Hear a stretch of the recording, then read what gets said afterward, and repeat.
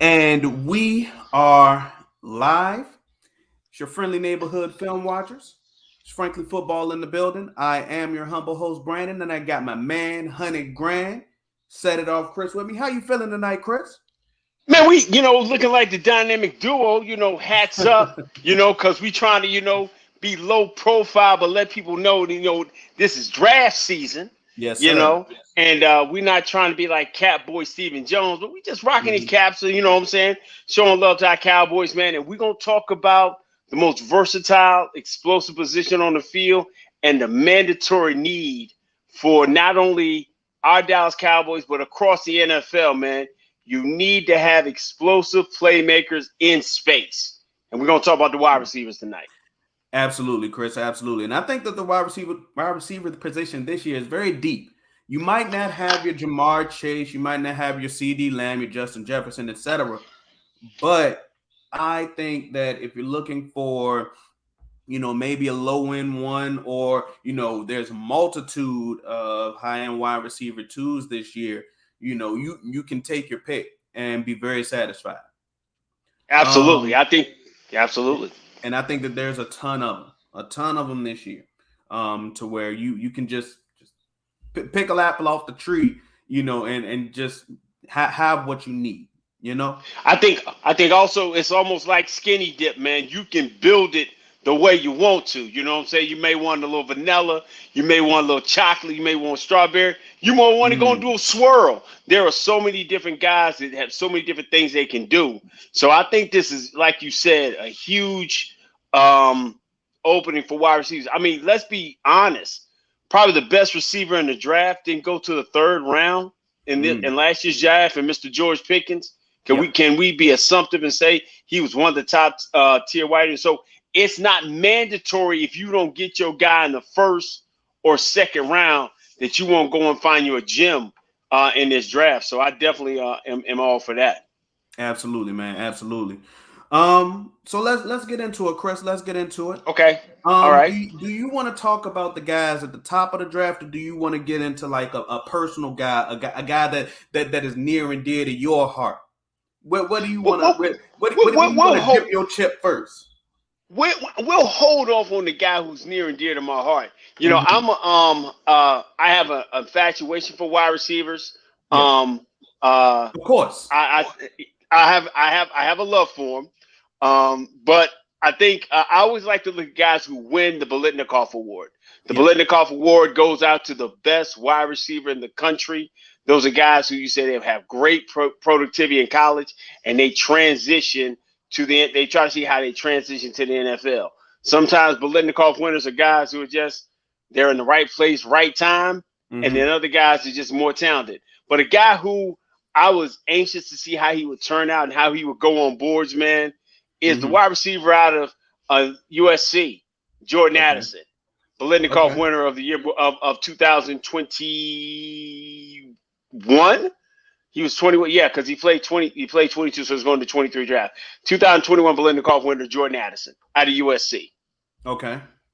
Um, Why is Jordan Addison so uh uh I guess polarizing? Why is Jordan Addison so tantalizing to you? I like Jordan Addison because one, before he went to USC, he was at the University of Pittsburgh. Mm-hmm. And Jordan Addison came out of nowhere for a lot of people. His 2021 numbers were he had 566 snaps. He had he had 385 in the slot. He was 180 outside. He had 100 receptions, 1,500 yards, and 17 touchdowns in Pittsburgh. So Okay. for me, that's a stellar year. Then he makes a transition due to NIL money, due to the fact that his quarter. A lot of people say because of the money, but for me, he was going to lose his starting quarterback, Kenny Pickett, who was going in the draft, and he Mm-hmm. had to play one more year. So he makes the decision. He goes to USC, and he goes to USC. He has half the catches, almost he had 59 catches. He had 870 yards, but 8 touchdowns. So Okay. I love the fact that he does that. He's a guy who can line up inside, outside. Not a super duper big guy because he's only like 6 foot 175. To Yeah. me, Um, that's a little light. That's a little light. But his Okay. productivity, he is great at creating separation. And I think that's one thing that most people want a young receiver to be able to do. Be able to be shifty, be able to get in and out of breaks, be able to go and be aid to the quarterback because he gives them a bigger window to throw in. That's what I like about him. Okay. But the thing, so he's a route runner. He's, like you said, a high end number 2. So he's a Exactly. great addition for a lot of teams that already have a number 1. So if you're a Vikings fan, you got Justin Jefferson. Having Jordan Addison is great. If you're a that Detroit doesn't need that because they got the sun god St. Brown, If and you're a they Vegas also fan, got huh? if you're a Vegas fan, If you're a Vegas fan, you got Devontae Adams, you can have him. So I think Jordan Addison is a great addition as a high end 2 for most people. But what he has to do, which is the developmental part, is because he's coming in a little bit light at 6 foot 175. It's going to be depending on how he runs. He's going to have to get stronger. He's going to get absolutely. stronger against guys who are going to be bigger than him and go from there. But I like him. I like his pedigree. He comes out of Frederick, Maryland. There's a lot of great players come out of Maryland. Stephon Diggs is coming out of Maryland. The Trayvon Diggs come out of Maryland. So he's got a lot of dog in him. He's a DMV guy. Yeah. And so that's why I'm kind of got a little bit of a place in my heart for Jordan Addison. I'd love for him, to fall, second round, probably, roughly around 52, 53, 56, somewhere in that range, and be a good situation. That's my deal. That's my Jordan Addison. Give me your guy. Absolutely. So since I'm not gonna get to the guy that is near to me, just like you said. Don't get to him yet. We got time. Not the chef's kiss just yet. Okay, right. Not just yet. But Jackson Smith and Jigba. And I'm only gonna say I'm not gonna say his full name too many times. You only got once, maybe twice more out of me. I'm gonna shorten it to JSN. Right. JSN is he's a guy. He is you know how they say engineers are like the tinkerers. He is like he's like MacGyver. He can take this water bottle and make a bomb out of it. I hope that doesn't trigger any sort of weird YouTube algorithm. Okay. He is so technically savvy with his route running, with his going in and out of his acceleration. Okay. That there is very little that he does wrong. You would be hard pressed to find much that Jackson Smith and Jigba. You got one more out of me. I'm just making it. Hey, man, there's very little. The only thing he needs to improve on is his nickname. So just go and get it out the way. It's JSN, man. His branding. There we go. His branding. Yeah, JSN is all you need. So I like JSN. Very, very savvy, very nuanced. And I think what ends up happening for most of JSN, you only have his junior tape to really look at it. We're going to do a little more deep dive into his junior tape because he was overshadowed by the guy who will probably be top of his draft the next year, Marvin Harrison Jr. But we won't talk about him just yet. We got enough time to talk about him. Absolutely. But JSN is a nightmare. He is an absolute nightmare for any defensive back trying to cover him, man. It's like the world moves in slow motion for him. Absolutely. He's so smooth. He's so silky. He's incredibly nice. And it's like 80% of his routes came out of his careers come out of the slot. So that makes him the kind of guy you can move around on the board. They no longer are OCs being predicated that I'm going to take my best guy and put him outside with 2 defenders or maybe 3 defenders. And when I say 2 defenders or 3 defenders, this is just my walk on it. You got the corner, you got the safety on top, and you got the sideline, the boundary. You know what I'm saying? And having them have to fight with that. They're moving them around and making them a mismatch nightmare. And because of that, that's what helps him become so dynamic and so smooth. His thing about his man is just he like you said, it all comes in slow motion. It's like he's like Neo in the Matrix. Like, oh, I'm seeing everything, and that's what makes him so tantalizing. So yeah, on many people's board at that 6 foot 195 frame, that 198 frame is really really good, and because you don't have the bang and wear and tear that he would have got his junior year, which I think he would have had a lot of stuff rolled towards him or away from him. I think he becomes a great add-on for anybody. So I think I like that. Yeah, absolutely. And it does suck that a lot of the things that we were able to watch, and we're blessed to have a lot more access this go around, is going to be from 2021. Gotcha. That's the only thing that I can say. But the stuff that we do have from 2021, sweet. He's sweet. He's a problem. Yeah, he's a problem.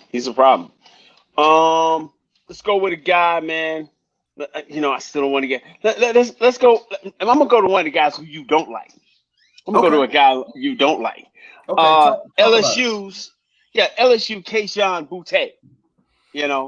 Not a big fan of him, man. Come on. Let me tell you why. There's nothing wrong with him athletically. There's nothing wrong with him physically. All of the tools, all of the traits, when he wants to, all of the production is there. Right. Every single little bit. Right. When he wants to. So he's a need to guy or want to guy. Absolutely. He has to want to play.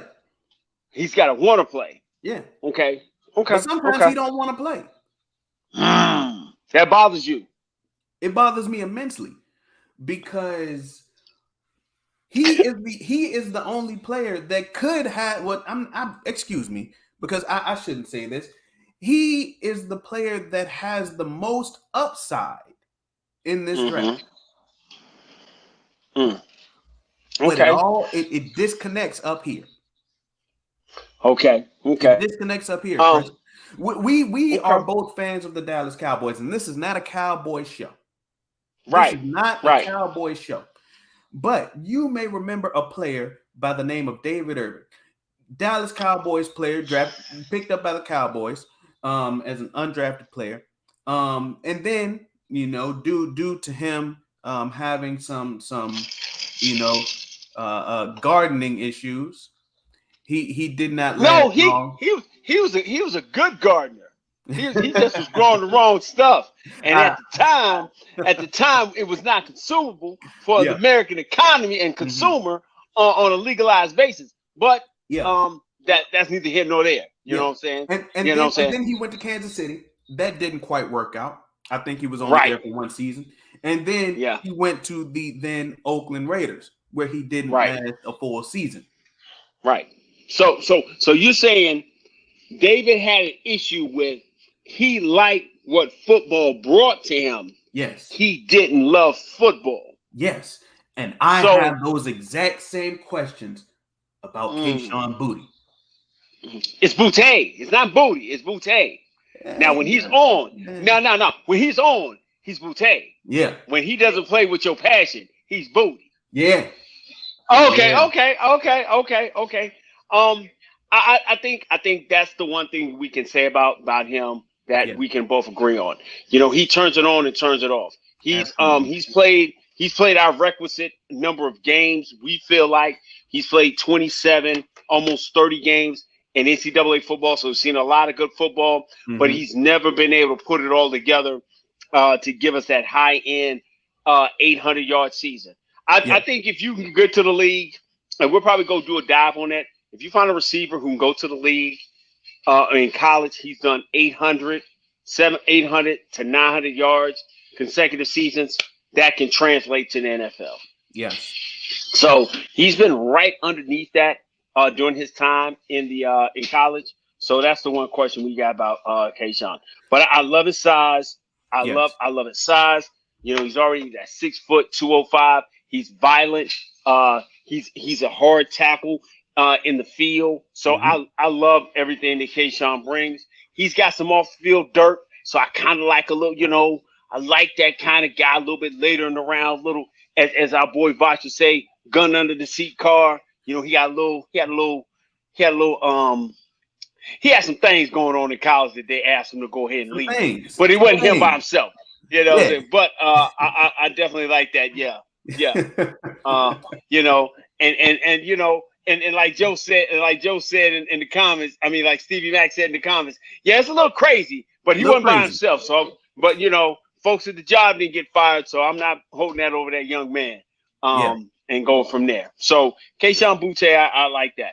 So go ahead. Before we go on to the next guy, obviously he is off the field issue guy. How far down your board does his off field issues and his want to concerns? How far does that drop you? Does that drop him down your personal board? Chris's personal. Set it off's personal board. Set it off's personal board drops it no more than with his talent, the third round. And the reason I say that is because far too often with these young men playing wide receiver, we've seen guys who were like, well, he dropped to the third, or you know, or when he drops to, he has to immediately come in and be that guy. But he's already played at a pretty decent level in college. I kind of like my rookie coming in as maybe the third receiver. Okay, maybe fourth, that he got to fight to get on the field and show who he is. Okay, because if he comes in as my first round pick, then everybody's gonna expect him to come to be a savior. I need Kayshon to be humbled.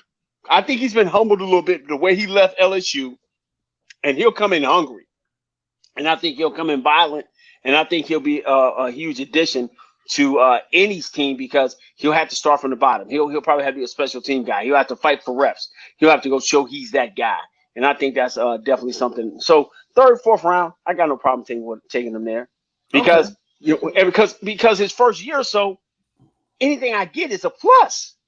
I got to get a year of football where he ain't getting caught up in doing something. And I think that's what's going to change him from being a college player for being a professional. So I think that's definitely something he's got to work on. So fourth round. Definitely. And I think that for him to succeed, he has to go to an organization that has the structure to motivate him, because he is a player that needs to be motivated.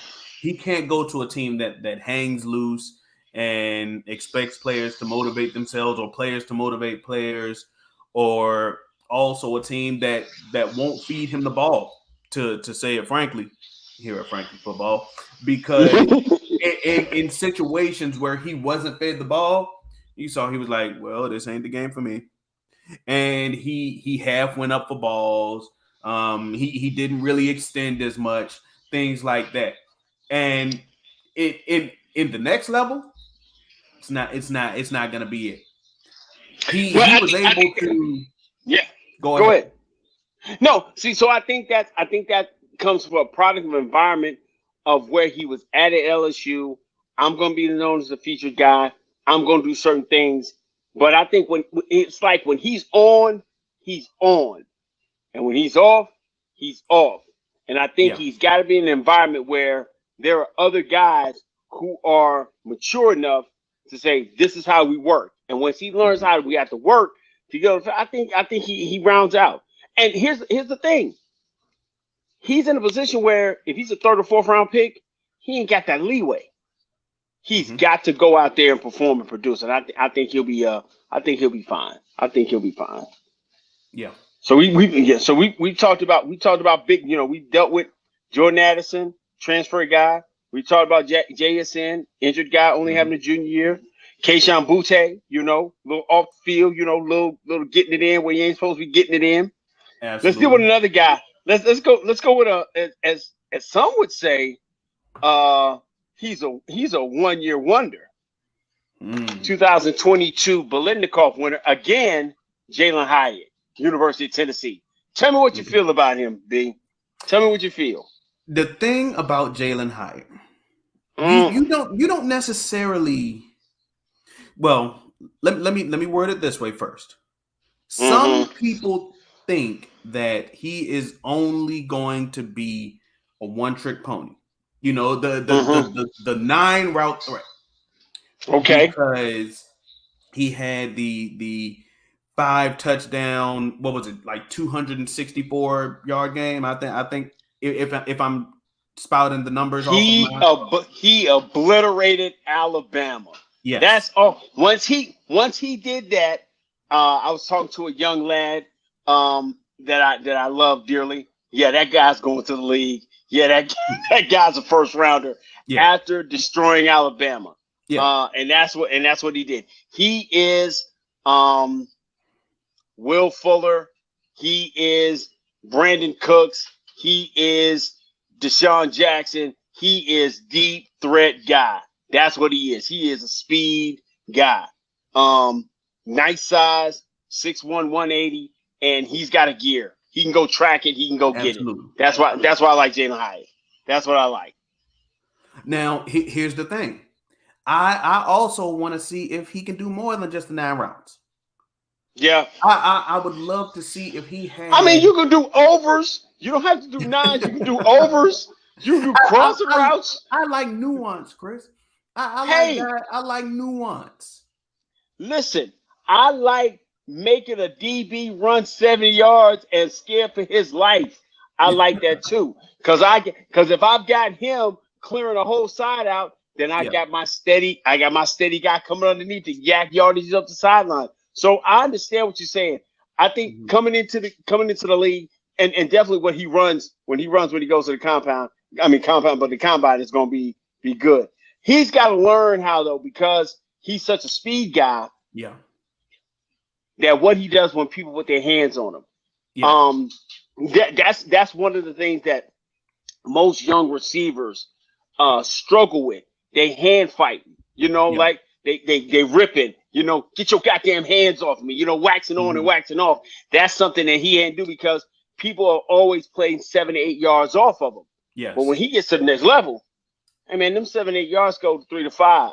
Yeah. And they trying to whoop your ass right off the line to keep you from getting past it. And the thing about NFL DBs is they know how to use the sideline as their friend. The sideline is the 12th man. Right.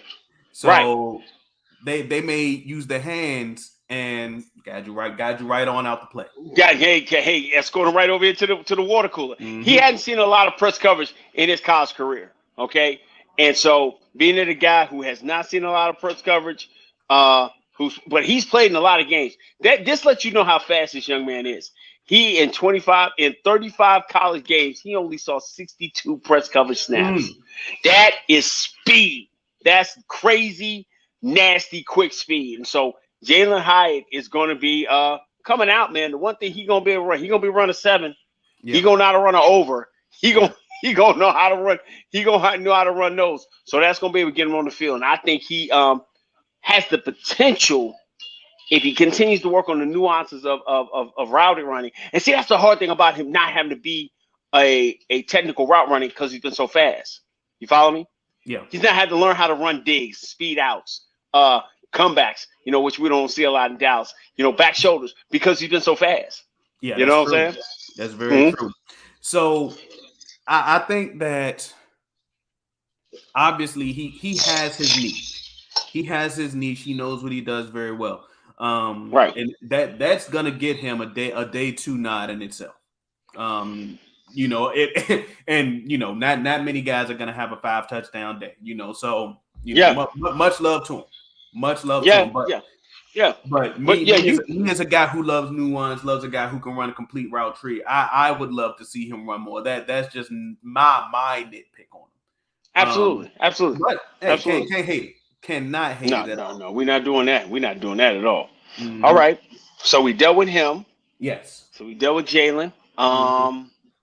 So let's deal with. Let's see. Deal with Jalin. Let's go with a Texas guy, man. Let's go with a Texas guy. What you know about Quentin Johnson? All right, Quentin Johnson. This Quentin Johnson is a big guy. He's a guy where imagine if you hit him and he stands up, and his body just keeps unfolding, and his body just keeps unfolding and keeps unfolding. Okay. Yeah. He's a big boy, big boy. He is what 6'4", every bit of 220, 215. 6'4", 215. But I okay, keep going. I just want you to keep talking. I want you to keep talking. And when he runs, he doesn't necessarily look like he's fast, but his stride, but because he's so big, his strides are so long that he's probably going to run extremely fast in his 40, and his game film is very fast because he has those long strides. He comes off of the line of scrimmage extremely fast because of those long legs, and he can beat defenders because you cannot teach genetics. He's gonna be somebody's number one receiver. I give you that. He can beat up DBs. He's a very physical guy. But I just think that he has to have the physicality up here. He's physical here. He's physical here. He has to have the physicality up here. Okay. Okay. So, when we think of physical receivers, right? And I don't know nobody in the chat. If you put your prototypical physical guy, a guy of that size, 6'4", 215. I'm thinking big, violent. I need him to be violent, and that's the one thing Quentin Johnson isn't. He's not violent. He's not. He's a guy who's 6'4", but he don't play like he's 6'4". He's like he wants to be a big guy, but he wants to move like a little guy. Yeah, you see what I'm saying? Yeah. And get separation. So he's a X all day, every day. You plant him outside, he's gonna be a guy that's gonna have the safety have to deal with him all night, and a 5'10", 5'11" corner gonna be in a fist fight with him all night. But if he was more physical, and I'm talking about that, get your hands off of me, physical off the line guy, I think the sky's the limit for him. So I think when he goes to the next level, it's gonna have to be somebody, he's gonna have to fight to prove that he's that guy. Like, you remember when Chase Claypool came into the league? Yeah, that's who he kind of reminds me of. Chase was a big guy, jumping over certain guys, and and that's what Quentin Johnson reminds me of. A Chase Claypool type guy. Whereas that once people start getting their hands on him, he wasn't physical. He didn't play physically enough to get people off of him to go do the different things he do. Now, if you back up off him, he's gonna run past you. But if you put your hands on him and try to clamp him up, I think he's gotta work to, like you said, it's here. Yeah. He wants it to be here. He's just got to transform all that and put that all together to get it out on the field. And do you know what my ideal end goal for him to be for him to play like Mike Williams? That would be my ideal end goal for him because he can beat anybody up. Wait a minute. You mean Mike Williams for the Los Angeles Chargers? Yes. Oh, okay. I thought you were talking about Mike Williams from USC. No. Mike Williams of the Chargers. Mike Williams beats everybody up. He just can't stay healthy. But yeah. I mean, some people have him comped as a Martavius Bryant. Remember when he was at the Steelers? Yeah. Big, physical, fast. Yeah, that's what he got. He's got. He's got all those different things. But he's got to be able to shift gears to not telegraph every time I'm going deep. Because I think he can run a 9. He can run a 9 route. But he's got to be able to have that ability to be more technically savvy, more of a route runner instead of just, hey, I'm big and I'm just gonna run over and jump over the top of you. Absolutely. So that's the one thing I see with him. That's the one thing I see about him. Absolutely. Okay. So we got my guy out the way. Is Quentin Johnson your favorite receiver? Oh, absolutely not. Is that your guy? Okay. Absolutely not. Okay. He's not my favorite. He's not my favorite receiver. He's a good guy on the board. He's a good guy on the board. Are we doing my favorite receiver? Are we gonna sit down and talk about my favorite receiver? Let's ladies and gentlemen, it's easy. I ain't gonna mess with you. You know what I'm saying? I ain't gonna play with you. I'm glad that we're on the same page. If you know we talking about my favorite receiver in the draft. I'm glad I'm biased. Okay, so I live in Virginia, but deep down in my heart, man, my heart has always been I love Carolina. I love Carolina basketball. One of my favorite players of all time in Carolina football, who made me love Carolina football, is famous Amos Lawrence, number 20. So this year, there's a wide receiver coming out of North Carolina by the name of Josh Downs. Yeah. And ladies and gentlemen, that's my wide receiver one. He is 5'10", 175 pounds, but he plays like he's 6'2", 215. He plays like Quentin Johnston should. Yeah, he just ain't got Quentin Johnston's size. Yeah. He just ain't got Quentin Johnston's size. Yeah. Man, listen, his footwork is amazing. Okay. Having watched him for not one, not two, but all 3 years in Carolina, he's been great, man. He's got my prerequisite number of NFL games. He's got 34 games underneath his belt. You know, he's seen a lot of different things. He's been the number one. He's been a guy who did his thing. But every year, man, you know, he just like he did like his freshman year. He was, freshman year he was just getting into it. But his junior year where he caught 101 passes and 1,335 yards, 8 tutties, and a Biletnikoff finalist, I was like, great. What could he work on more? He comes back the next year. He turns around and gets 94 catches from Drake May, a little bit over 1,000, gets 11 tutties. And, man, he's just a guy who can work in so many different places, man. Yeah. He's a slot guy, I think he's not limited to the slot because he plays there you with go. attitude. He can get so vertical because he comes from a basketball and track background, and he has the attitude of a guy who's 6'3". And Chris, you can put him anywhere. You can put him outside if you want to. Yes. He's not afraid of contact. Like I said, Chris, he plays like Quentin Johnston should. His size is his only limiting factor. Yeah. They got him. Josh Downs was 6'2", if Josh Downs was 6'2", Chris. Child, please. Child, please. Yeah, child, please. Yeah, child, please. Yeah. I think the way they have him comped, I think they really slighting him. How they comped him to. Some people have comped him to Cole Beasley. I would never insult him like that. Yeah. To me, I'm gonna be honest with you. Josh Downs is a poor man Steve Smith. Absolutely.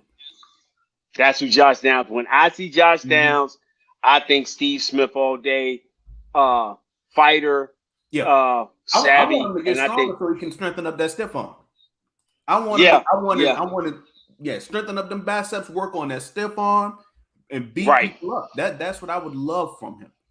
Yeah, I think if you get Josh Downs, listen, if you turn around, you're happy as a lark. If you get him in the second round, but if you get him in the third, you stealing. You out here in these streets stealing. If Josh Downs goes, he may not make it deep into the second. I think he's a solid second round guy. I think he's a high third. I think he's a high second round guy. I think he definitely should go in the second. But if you can mess around and get him in the third, listen here, man. You mess around and catch Josh Downs around 85. Let Josh Downs drop to 75. I'm giving up all that bottom half stuff and going to get him. Here's the thing, Chris.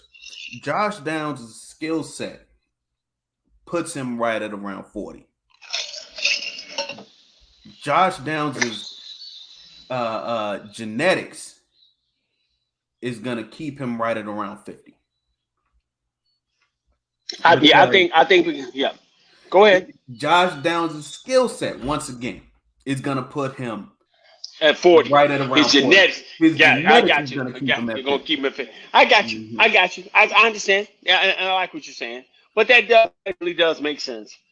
Somebody's going to get scared of the 5'10" frame. Somebody's gonna say he's okay. He may grow maybe another. He may get to 5'11", but yeah, 5'10". Somebody's gonna be afraid of that. But that's my favorite wide receiver to draft. Mine Now too. that's my guy. That's I will recognize that he isn't the best wide receiver. Gotcha. That is my he's your favorite.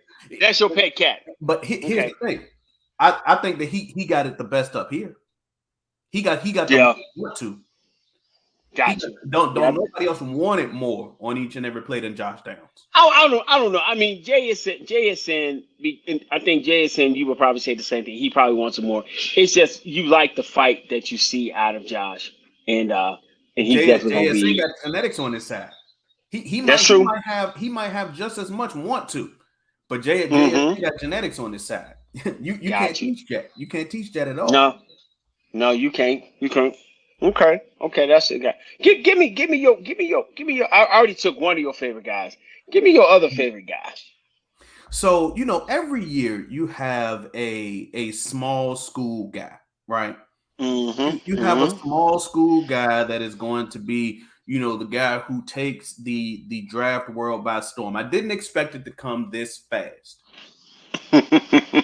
As soon as the playoffs really got into swing, Rashee Rice's name started swirling. And this is before I started watching draft film. Gotcha. So that I wouldn't fall behind too much, I said, okay, let me go ahead and watch this now. This is Rashee Rice of SMU. Okay. It lived up to every bit of expectation that was set for me. He's a big body guy, 6'3", 200 plus. He can win in his ball skills. It's like when he sees the ball moving towards him, it's like he can put one eye on the ball and the other eye on where he's going. He has, how a chameleon can move its eyes independently? It's like Rashee can do that. Okay. He can adjust. Okay. He can adjust for the ball like he's a spider on the wall. His body just moves gracefully throughout the air. He's an excellent possession receiver. Hands like glue. Okay. Excellent blocker. Okay. But I think that he just needs to focus on getting a bit of release from guys. Right. That's why I think he needs to be able to get guys off of him. It's like guys can get on his hip a little bit, get their hand in his pocket, never get some release from him. Now, in 2022, he blew up. He took the world by storm. Had a hair under. He had 96 receptions for over 1,300 yards. Had 1,344 yards and 10 touchdowns. He did do very well in 2021. Had 682 yards and 9 touchdowns. But in 2022, he took the collegiate world by storm. Right. He has quickness, but no real long speed. So I think he's going to be like a chain mover type guy. Not like your deep, maybe explosive receiver. Okay. He's gonna be one of those solid number 2 guys who can be like your great complementary piece. But got you. So excellent receiver. Yeah. So he's an Adam Thielen. Absolutely. He's an Adam Thielen. He's an Adam Thielen for your Justin Jefferson. Wonderful. Got you. So a solid number 2 guy. He's your Jarvis Landry to a healthy Odell Beckham. Got you. Okay. All right. So that guy. So he's got to learn how to be a great possession receiver, but like you said, that's going to take him to the next level. Him learning on releases, learning how to work on stuff like that, and that just comes with time because he's always just been bigger than other guys. Yeah. But the problem is when he gets to the league, guys are going to be able to run with him, and they're going to also put them paws on him. They're going to put them, and so they're going to clamp him up. So he's going to have to work on getting better releases and things of that nature. I think you summed him up beautifully. And one thing about it, in college, the sometimes the quarterback doesn't necessarily go down all of his progressions. He has to Yeah. go through his full route because in the Right. NFL, the quarterbacks will extend plays a bit more and go through all of their progressions. Okay. So Okay. he can't give up on his route sometimes like he did in some of these games. Gotcha. Okay. Okay. So he's not necessarily a stranger to how half-hearted route runnings like Boutte was as well. Okay. He's another one of those guys. He when he did run his route and when the ball did come his way, he went all out on it. But he was one of those guys. He would take a play off. You can't do that. Because when he would see that he wasn't the primary read, he would just take the play off. You can't do that. Okay. All right. I feel with Rice, he's gonna get to this next level. It's just gonna take next level coaching to get him to that spot where he wants to get to and go from there. Yes. So I like that. Hey man, tell me, since we talking, we vibing. Hey man, tell me how you feel about Zay Flowers, man. All right, so give me a second to get to my notes. Zay Flowers is all right. I went way out of here. All right, so Zay Flowers from Boston College. Right. He's one of those guys that you could put all over the field. Very shifty, he's a guy, he's quicker rather than fast. Kind of like Rashee Rice. If you need a guy that you need, to boom, burst, he's your guy for that. But you also need to, work on scheming him for success, to set up his routes. And, for a team like San Francisco that has an offensive mastermind like Kyle Shanahan, that's a coach's issue. That's not necessarily an issue with the player. So I can't fault him for that. That may be, an issue with Boston College. They in some situations they didn't necessarily put him in the best situation to scheme him for success. Okay. But at the next level, I think that he needs to set up his routes to be, put in the best situation to be put open. I think he has a lack of size. He's one of those guys, another 5'10", 170 guy. So if a corner puts their hands on him, they got him. So I think the fight that I have with Zay Flowers and Josh Downs is that Josh Downs, I think he's more physical than Zay is. That's what I'm saying. Zay don't want you to touch him, but the problem is a lot of times you ain't gonna touch Zay. That's the problem. But when you do touch him, it bothers him. So like you said, he's got to be a better, more technical, savvier route runner than that. Yeah. Exactly. Yeah. So I think that's an interesting comparison. Two guys that are in the 5'10", 170 to 175 range in Zay Flowers and Josh Downs.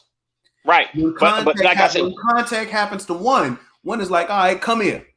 Come get it. The other one is I'm on, yeah. And the other one's like, I don't do it. Yeah, so maybe next time. Maybe next time. So that's the one thing that I see with both of them. But like I said, Zay came out, showed at the Shrine Bowl, just like Stevie just said, and so when when people see that Shrine Bowl tape, you're like, oh, he's doing this. But when you put on his regular tape, that's what he doesn't like to have happen to him. So that's one of those things. So that's why I look with Zay, and I definitely look with Josh Downs. We got a few more guys, man. We out here, we just vibing, we just kicking it, man. Yeah, man. And I forgot to put on our background music, man. That was all. Yeah, man. Because we just started talking, man. We just started getting into it, man. Tell me about. You already told me who you couldn't stand, so I'm not even going to deal with him. Man, look, I can tell you why I can't necessarily stand him if you want me to. I'm all about giving the smoke if need be, Chris. Okay. Well, I'm gonna talk about one more guy. I want you to rock with this guy. Then I want you to deal with this one guy because now, personal reasons, I kind of got a love for this school. For a guy to start getting more work. So tell me how you feel about about my guy, your friend. I think we were talking about him the other day. Nathaniel Dale. Talk to me. Another small guy. We dealing with the small guys, man. So here's the thing. Nobody really knew who Tank Dell was until the Senior Bowl practices. Yeah, none. Nobody knew. And to be totally honest, here's the thing. He made a lot of people with his name coming up are I think he's kind of like the overhyped guy. That's just me. I think that right now he is the overhyped guy. He's itty bitty. In reality, I think that he's probably like 5'8". He like Deuce. He like Deuce for us, huh? He's small. He's standing in platform shoes. He definitely standing in platform shoes. And that's how he getting measured. And here's the thing. I don't think that there is a receiver in the NFL that is under 170 pounds. He's listed at 165. So he giving you but the play on the field, Chris. Yeah, he's sudden. The play on the field. Yeah, he'll make you fall. He'll trip you up. That is what he will do. And that makes him a weapon for any offense that he can you can move him around. Kind of like a Rondale Moore out in Arizona. Yeah, he's that kind of guy. Yeah. Let's see, small, shifty, explosive guy. You know, probably took kickoff returns. What was the guy that started off in New York and then went to Kansas City? You talking about Scott? You talking about no. He's not Kadarius Toney. He's not Kadarius Toney. I don't think he's Toney. No, because Toney's talking about traits though. Yeah, but Kadarius Toney could fly. Yeah. Okay, he could fly. I think he can run. Yeah, but I think Toney was a guy coming out of Florida. We looked at him. We kind of loved him a little bit. You know, we never thought about him because we already had guys. I think Toney is a burner. And like, and like Stevie just said, he likes his catch radius. He gets a lot. But the thing about it is that he's so small, his catch radius gets closed up against NFL guys. Absolutely. That's my whole thing with him. So that's why I'm not crazy about his catch radius. His one thing is that he telegraphs all of his moves. That's I think he's so extravagant with it. He's so that it slows down him getting into it. So I think he's too extravagant with his moves to get to certain places. I think that's what hurts Dell. But a weapon, a piece, a guy that you can use all over the field, or can move him around. So I like Dell. I think he'll be okay. I think he'll definitely make the team. He'll definitely have to go out and he's gonna be able to have to catch punts. Yeah, he's gonna have to do stuff like that. Yeah, change bases. But he's gonna have to do that at that size. What can he handle as far as punishment? That's your concern. Especially that's your concern. And so he's gonna have to be able to catch punts. He's gonna have to be able to get upfield and get down. You're not running on a slant with him. Darius Leonard hits him. Who? Darius Leonard hits him in the backfield. Let's say because he would be like a gadget player. You'll definitely do that. Team stops him short. Robert Quinn stops that route short. Let's see. Any safety, any hard hitting safety comes in and hits him. Can you be confident that he would hold on to the ball if an NFL player, hits him? No, I'm not giving him a lot of not right now, not out the gate. I'm not doing that. So it's one of those things you got to worry about. You got to look at it and see who you can be.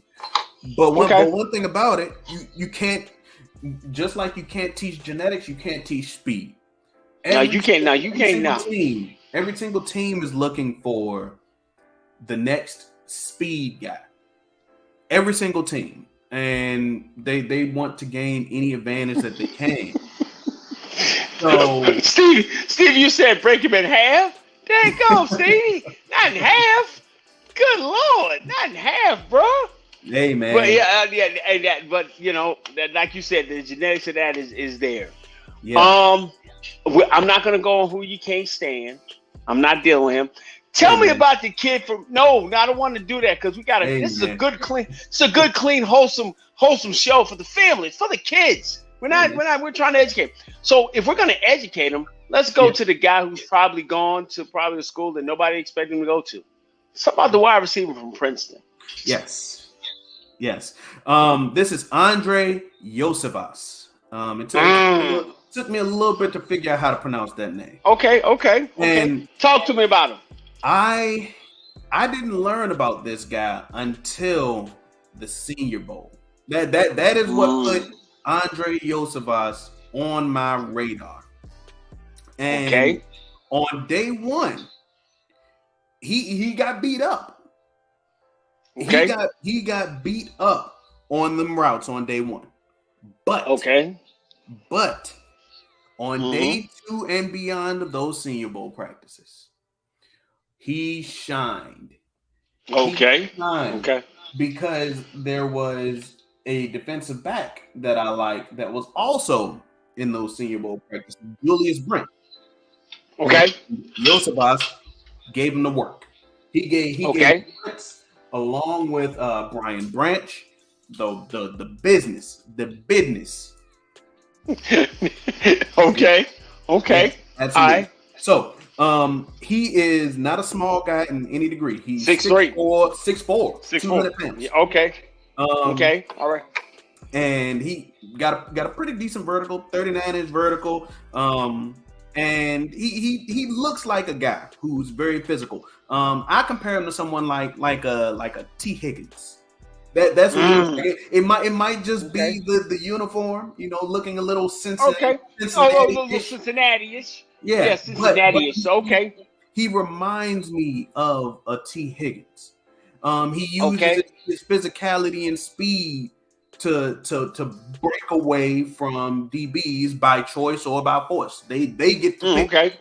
Okay. And he has a very good body control to locate the ball and get it at its high point. So he can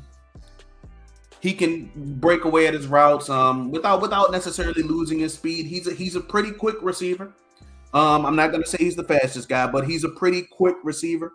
I think that he can get those chunk plays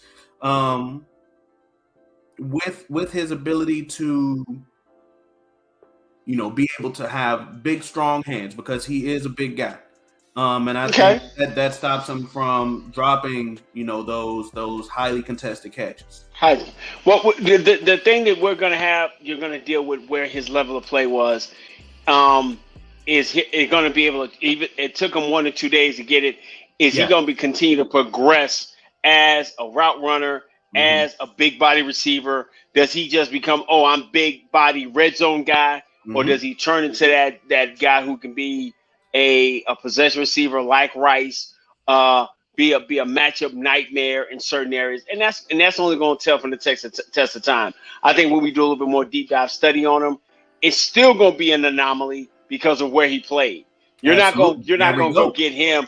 Yeah, you're not going to go say, hey, I'm going to take this because I found a 6'3" guy, and it's going to be how he performs at the combine, how he runs, things of that nature. But I don't think I see him higher than maybe a 5th or 6th round guy. Yeah, but 4th at the highest, absolutely. I can see him being a day 3 steal for someone because of his size. Or a day 3 developmental guy. I don't think he's a day 3 steal. I think he comes on maybe 3. Maybe steal is the wrong word because I do think that he has his he's got traits, areas for improvement. Because after the Senior Bowl practices, I went and watched some games. He's a stiff guy. He needs to work on his breaks and his routes. His hips He got tight hips. He got to go to like a salsa dancing class or something like that, Chris. Yeah. Especially for someone with his last name, his hips are lying a lot. His hips aren't lying because he ain't got swivelly hips. So we're gonna have to work on that. We're gonna have to work on that with him to get him to that next level of nuance. So man, listen, man. Yeah, I like that. So we've covered, man. I think we did pretty good. We got how many did we get out of it? We got 1, 2, 3, 4, 5, 6, 7, 8. Come on, man. 9. We did 10 wide receivers, man. Yes. Hey man, listen, you got 2 more you want to look at? Yeah, sure. You got 2 more? Okay, because we're gonna keep it family. We're gonna keep it a family show tonight. Okay, Tell me, man. I think we've done a lot of small guys. I think we've done our in between guys. Hey man, we got a guy in Dallas from Oklahoma that we think is pretty saucy, pretty nasty, pretty that dude. Man, talk about Marvin Mims though, man. Because I heard a lot, like coming out, man, a lot of people were talking about Marvin Mims being that guy, man. 5'11", 184, comes out of Oklahoma, where they produce wide receivers on a regular basis.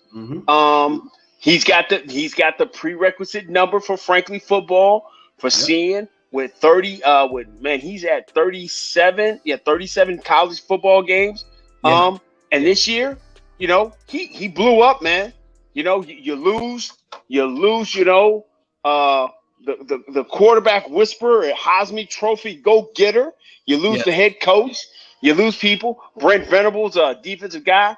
But he turned around this year, man. He gave you 1,000 yards, man. He gave you 1,082 yards, 6 tutties. 54% of his catches was contested. Give me what you felt about Marvin Mims, man. I think that excuse me, water went down the wrong pipe.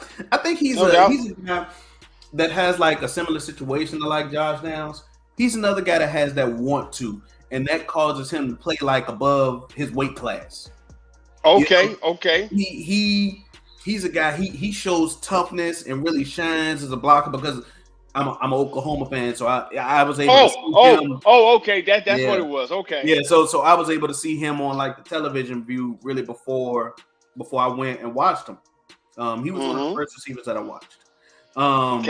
So that he shines really as a blocker, and he's a very good and I try to be non-biased in this, but his ability to shine is kind of winning downfield. He can produce I guess playmaking style catches.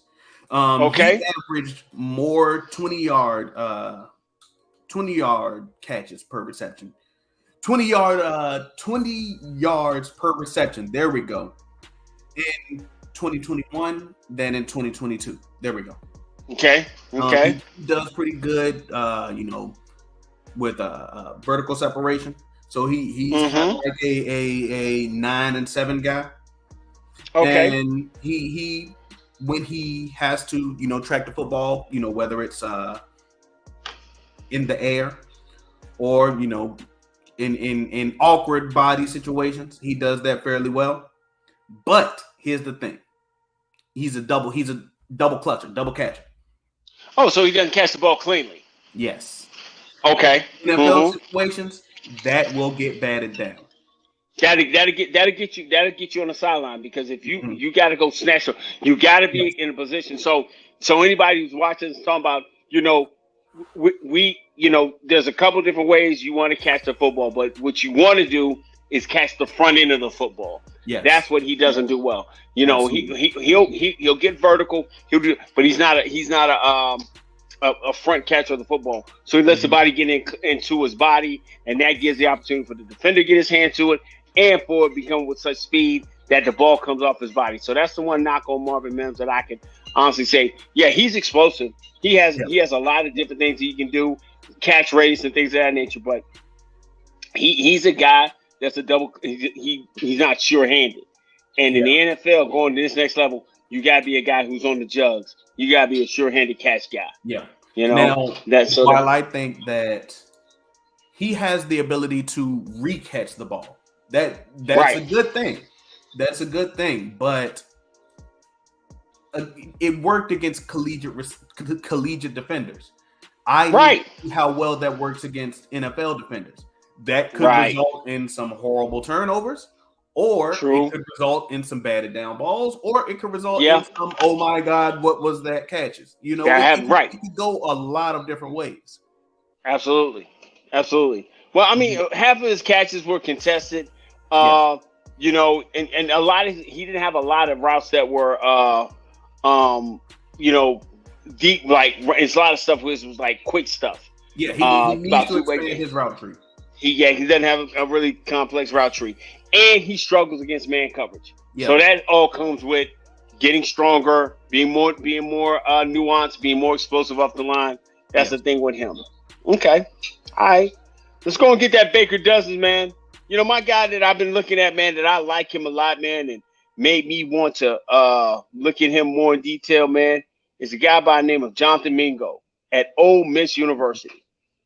Okay. So Jonathan had one of the biggest and most explosive games in college in college football last year. I think he had a 260 some odd yard game this past year. But Didn't the have thing no I love touchdowns, about though. him, yeah, not a lot of touchdowns, and that goes with being the mad scientist that is Lane Kiffin. So Lane Kiffin has had the ability to put guys out of his system into the pros over the last couple of years. So Elijah Moore, an Ole Miss product. So he's been able to get guys to the dance and to the show. I think Jonathan Mingo's the next guy in that realm. 6'2", 225, big body wide receiver, big physical, off the bus type of guy that you love. I think he's worked in a complex office, learning under Lane Kiffin. I think he's going to be a late round guy. But I think he's going to fall into that mode of, the AJ Browns and the DK Metcalf, big physical guy with speed and explosive, and I think he's going to be a definite addition to anybody's team. I think you mess around and get Jonathan Mingo in the third or fourth round, and that's stealing. I think you're stealing because I think he's a smart, intelligent, explosive player, and I think he becomes a number 3 wide receiver by year 2 for somebody, and is an absolute steal that can transition to a solid 2. He is him. I love Jonathan Mingo. That's out of the blue that most people haven't. He's kind of flown under the radar. Played in the SEC. Played under with Lane. And I think Jonathan Mingo's a guy that a lot of people are going to be surprised. Like, God dang, I remember him. That's what they're going to say. Now, here's the opposite end of what we just talked about. Mingo is somebody that loves to use his physicality and dare somebody to press him. Because absolutely, he is very aware that he's 6'2" and 220 plus. He liked to walk around with his shirt off. Yeah. He's that guy. He's that guy. Yeah, he liked that. He watched what DK Metcalf did. And now he is daring someone to press him. So absolutely. He's off of the line. He's willing to use his strength and his quickness to play through the DB. Within those first 5 yards, he plays bully ball. And then once the ball is in his hands, it's fair game from there. He has a very physical approach to getting yards. Whether it's a corner or a linebacker that's in his way, he likes to get yards the difficult way. So I, like you said, if it's the 4th, 5th round, whatever, he brings a very physical approach to getting yards after the catch, and I think that that might be his best trait. His willingness to punishing people. Absolutely, yeah. He's a punisher. All of that is up here. Absolutely, and he has to say that. Wonderful. Right. So what he doesn't enamor you with his route running and things of that nature. Yeah, he makes up for it. Here's the thing: he also doesn't necessarily enamor you. Great word choice with his down the field speed. So what he doesn't bring you with 9 route and 7 route speed, he chose to focus on, okay, I am going to get better with everything 15 yards and under. Got you. And Which bring it and come get it the hard way. I am going to wear you down. Everything right. within so, and that's the kind of guy you kind of want to have in that third, fourth quarter, red zone, 35 yards and in, and he's gonna make it a fist fight for you down in that area. Yeah, he's gonna break tackles late, go and score, and and demoralize your defense. That's who he is. Now, do you make somebody with that sort of size and physicality your slot receiver though? Because he doesn't have the general or the prototypical slot receiver build, No, he's an X. He's an X all day. He's an outside guy. He's an X, and he's definitely an X or a Y. He's that guy on the outside. But I think he's gonna, like I said, but because he's mentally, he's playing in such a complex offense like Lane Kiffin's at Ole Miss. I think that's gonna be to the point that he's gonna be able to move around a lot. And so if I get him on a civilian, somebody's baby that's a second or third corner, and that's somebody's baby. Yeah, somebody's baby. Are you prepared to witness a homicide though? You're gonna see an assault. You're gonna see a flat out ass woman out there in the slot. And it's gonna be one of them things. Yeah. Oh man, Sam, you knocked it right in the head. He is.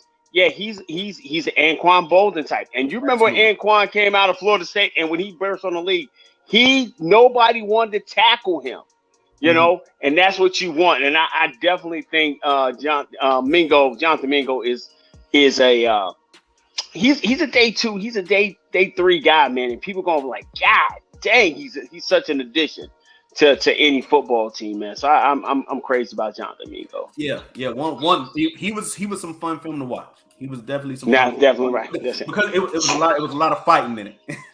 Yeah, a lot of fisticuffs, a lot of folks getting hands put on them, and it just wasn't the DB. It was a lot on that side. So man, we done got a Baker dozen, man, tonight, man. A whole Baker's dozen, man. And so it's gonna be more than that, man. We're gonna get a little bit more in detail, man. We got some, got a little plug, little thing, and I think, we'll definitely. And what we want you to do, man, if you rock with us this long, man, we appreciate you, man. We are diving into draft season. We're getting into the realm of finding these prospects across the board and how they can go ahead and go to the next level. And we definitely appreciate you rocking with us. Yo, what we'd like for you to do, since you've been here this long, hit the like button, man. Free currency, man, gets us out in the algorithm. People can look at us and see what we're talking about. 2, comment, man. You can always comment right here. Put a guy that you've been looking at. We'll definitely dive into it. Probably shoot something out during the week, hit you with a comment back, maybe throw something on Twitter about somebody that you like, and maybe add to this list, because this is only going to get bigger. We did 12 tonight. That's a good deal for us. We did 9, 10 running back. That gets us to 22. Our goal before this whole thing is done in April, man, especially with my schedule, B's schedule, we're trying to get to 200, man. We're trying to get to the almighty 200, but we only get there, man, with you guys' help. So make sure you follow us up on Twitter. Make sure you go ahead and share this video out, man, and definitely do a comment, man. As always, man, the dynamic duo, man, that's coming here for you, man, giving us our thoughts on a Tuesday night, man. I'm Set It Off Chris, and that's my guy, Brandon Hart, man, of Frankly Football. And together, until next time, peace.